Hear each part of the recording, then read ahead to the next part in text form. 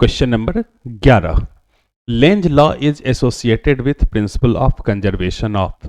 Length का नियम का संबंध किस संरक्षण के सिद्धांत से है? लेंज कहते हैं कि कहीं पे अगर इलेक्ट्रोमैग्नेटिक इंडक्शन हो रहा है, विद्युत चुंबकीय प्रेरण हो रहा है, तो वो अपने कारण का विरोध करता है। और ये वास्तव में क्या है? ऊर्जा संरक्षण के सिद्धांत पे आधारित है। यानी ये नियम इनडायरेक्ट रूप से हमें ये कहता है कि जो आपके मैग्नेटिक फ्लक्स को चेंज करता है, उसकी एनर्जी को से हम लोग इलेक्ट्रिकल एनर्जी को क्रिएट करते हैं और उसी की एनर्जी ले करके चार्ज चलना शुरू करता है। यही हमारा लेंज का नियम है। तो लेंज का नियम संबंधित है कंजर्वेशन ऑफ एनर्जी से या ऊर्जा के संरक्षण से। क्वेश्चन नंबर 12 हमसे पूछा जा रहा है the SI unit of self inductance is. स्वप्रेरण का अंतरराष्ट्रीय मात्रक क्या है? एसआई मात्रक क्या है? याद रखना है कि स्वप्रेरण का जो अंतरराष्ट्रीय मात्रक होता है वो हमारा हेनरी के नाम से जाना जाता है। वास्तव में यह 1 जूल प्रति एम्पियर स्क्वायर के बराबर होता है और उसी को हम लोग एक नया नाम दे देते हैं, उसको हम लोग हेनरी पुकारते हैं। यानी सेल्फ इंडक्टेंस का जो मात्रक है, जो एसआई यूनिट है, वो हेनरी है। Question number 13 the unit of reactance is. प्रतिघात का मात्रक कौन होता है? 3 चीज आप याद रखेंगे, रेजिस्टेंस, रिएक्टेंस और इम्पीडेंस। फिर से मैं बोल रहा हूं, रेजिस्टेंस, रिएक्टेंस और इम्पीडेंस। प्रतिरोध, प्रतिघात और प्रतिबाधा। प्रतिरोध, प्रतिघात और प्रतिबाधा। रेजिस्टेंस प्रतिरोध, रिएक्टेंस प्रतिघात और इम्पीडेंस प्रतिबाधा। इन तीनों के मात्रक ओम ही होते हैं। यानी इन तीनों के मात्रक भी एक समान है और इन तीनों की विमाएं यानी डायमेंशनल फार्मूला भी क्या है? एक समान है। तो इस प्रश्न का जवाब हो गया कि रिएक्टेंस का जो यूनिट है, प्रतिघात का जो मात्रक है, वो ओम के बराबर होता है। Question number 14 the frequency of house hold electric supply is 50 hertz. The frequency of current becoming 0 is. घरेलू विद्युत आपूर्ति की आवृत्ति 50 हर्ट्ज है, तो धारा का मान 0 होने की आवृत्ति क्या होगी? देखिए, अल्टरनेटिंग करंट जो है वो 0 से बढ़ के मैक्सिमम, मैक्सिमम से घट के 0, फिर निगेटिव साइड में मैक्सिमम, फिर घट के 0। यानी इस प्रकार से उसका एक चक्र या एक साइकिल पूरा होता है। ऐसे ही इसको हम लोग बोलते हैं कि ये हमारे अल्टरनेटिंग करंट या प्रत्यावर्ती धारा का एक साइकिल है या उसका एक चक्र है। और इसमें आपका जो विद्युत धारा है वो 2 बार 0 के बराबर होता है, क्योंकि यहां से फिर जब हम लोग इसको काउंट नहीं करेंगे, इसको इसलिए काउंट नहीं करेंगे कि ये फिर अगले चक्र में आ जाएगा। तो एक चक्र में 2 बार आपका विद्युत धारा जो है उसका मान किसके बराबर होगा? 0 के बराबर होगा। अब हमारा प्रश्न कह रहा है कि हमारी जो आवृत्ति है, हमारी जो फ्रीक्वेंसी है वो 50 है। कहने का मतलब कि 1 सेकेंड में 50 चक्र हमें दिखाई पड़ेंगे। 1 सेकेंड में 50 चक्र हमें दिखाई पड़ेंगे, 50 साइकिल हमें दिखाई पड़ेंगे। इसी चीज को हम लोग कहते हैं कि हमारा जो फ्रीक्वेंसी है वो 50 हर्ट्स है। Frequency is 50 hertz.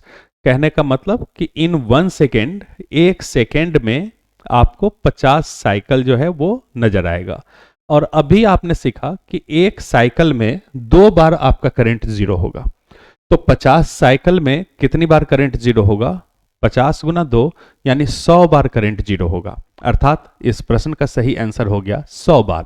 कि अगर हमारा एसी 50 हर्ट्ज पे आ रहा है तो 1 सेकेंड में हमारा करंट 50 गुना 2 यानी 100 बार 0 के बराबर होगा।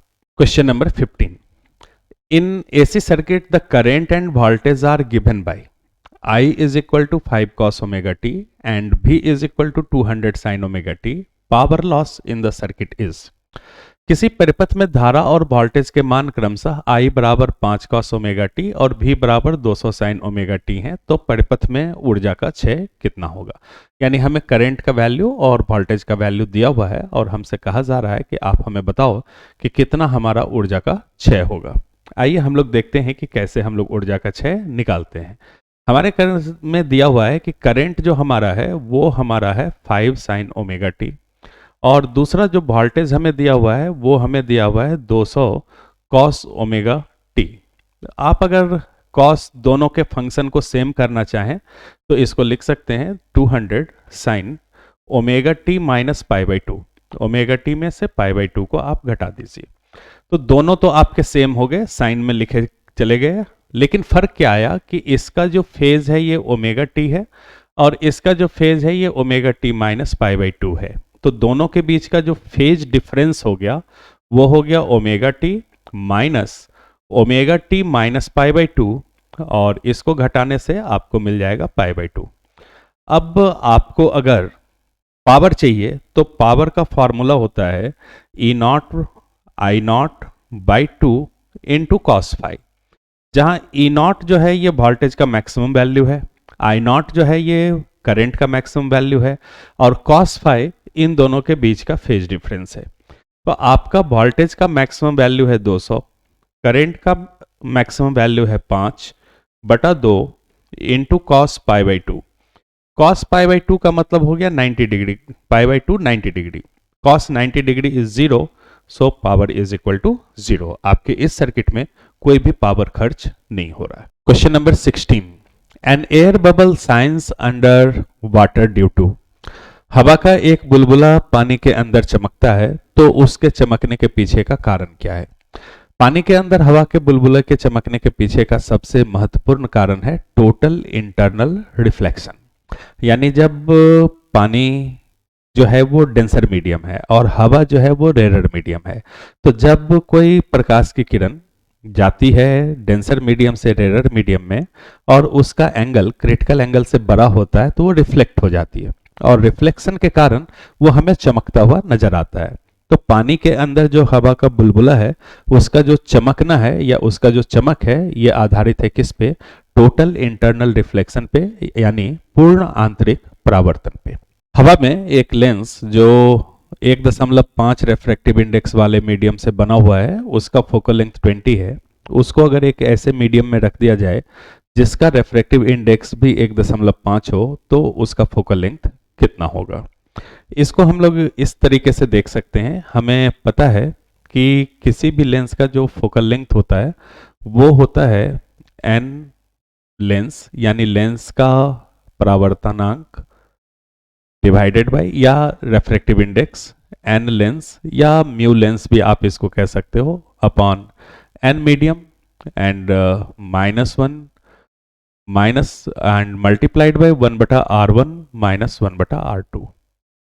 अगर आप इसको गौर से देखेंगे तो आपको पता चलेगा क्या कि लेंस का रेफ्रैक्टिव इंडेक्स या अपवर्तनांक जो है वो 1.5 दिया हुआ है, मीडियम का भी 1.5 दिया हुआ है और 1/r1 माइनस 1/r2। आप अगर इसको कैलकुलेट करेंगे तो आप बहुत ही आसानी से देख सकते हैं कि ये शून्य हो जाएगा। 1.5/1.5 तो 1 हो जाएगा, 1 माइनस 1 आपका 0 हो जाएगा, तो 1/f आपका 0 हो जाएगा, और 1/f अगर आपका 0 हो गया तो f बराबर 1/0 यानी इन्फिनिटी हो जाएगा। तो आपको याद रखना है हमेशा कि अगर किसी लेंस का अपवर्तनांक या रेफ्रैक्टिव इंडेक्स और जिस मीडियम में वो रखा हुआ है, यानी उसके आसपास का जो माध्यम है उसका अपवर्तनांक, ये दोनों अगर एक समान हो तो लेंस का फोकल लेंथ जो है वो अनंत हो जाता है, इनफाइनाइट हो जाता है। Question number 18, a person with myopia uses a lens which has power -2d.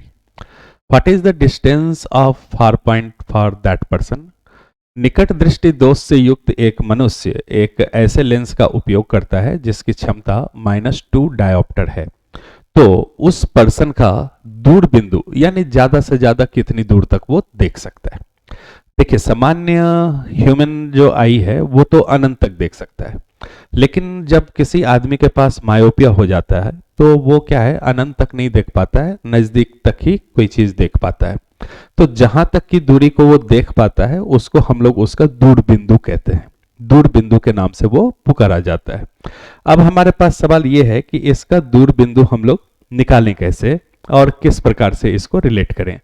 तो होता क्या है कि इसका जो पावर होता है लेंस का वो -1/f के बराबर होता है, जहां f आपका क्या है, फार पॉइंट। f सिंबल से हम लोग फार पॉइंट दूर बिंदु को निरूपित करते हैं। हमारे प्रश्न में दिया हुआ क्या है कि हमारा जो पावर है ये -2 डायोप्टर है, तो this is equal to -1/f है ना। तो माइनस और माइनस कैंसिल हो गया, तो far point is equal to 1/2 metre हो जाएगा। और 1/2 मीटर है तो इसको आप सेंटीमीटर में बदल सकते हैं, 1/2 गुना 100 यानी 50 सेंटीमीटर। यानी वो आदमी सामान्य रूप से 50 सेंटीमीटर तक ही देख पाएगा, इसलिए हम कहेंगे कि उसके पास मायोपिया हो गया है या वो निकट दृष्टि दोष से ग्रसित हो गया है। Question number 19, for a normal I the least distance of distinct vision is.